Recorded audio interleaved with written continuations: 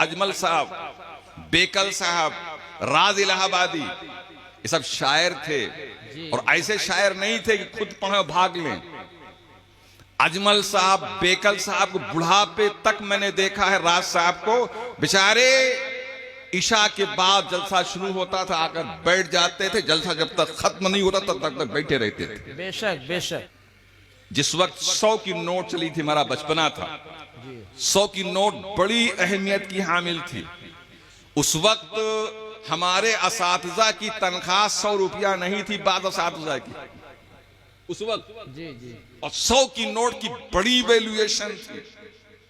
तो एक साहब 100 की नोट लेकर इसे खड़े थे, अजमल साहब पढ़ रहे थे। तो अजमल साहब अपना पढ़ रहे, देख भी नहीं रहे थे उसको। सलाम है अजमल तेरे इस खुददारी पर। ऐसे ही अल्लाह ताला हर शायर को बना दे। अल्लाह बेशक बेशक। काफी देर तक वो खड़ा रहा और कई मिसरा, कई शेर ये पढ़ गए। जब देखे ये हट नहीं रहा है तो कहा, सुन, इस वक्त मैं बारगाहे मुस्तफा में हूं। इस वक्त मैं नाते रसूल पढ़ रहा हूं और तुमको ही नहीं सुना रहा हूं, अपने मुस्तफा को भी सुना रहा हूं। तेरा पैसा अगर मैं पकड़ लूं तो मुस्तफा को क्या मुंह दिखाऊंगा कल मैदाने महशर में? मैं क्या मुंह दिखाऊंगा मैदाने महशर में अपने रसूल को? अल्लाह कि ए अजमल, तेरी तवज्जो मुझसे हटके पैसा की तरफ चली गई थी। ये शायर थे, ये शायर इस्लाम थे। अल्लाह अकबर। कहा, सुन, मुझे तेरे इस इनाम से गुरेज नहीं है, लेकिन देना ही चाहता है तो अजमल के पांव में डाल दे। क्या कहा? बोलिए, जोर से बोलिए।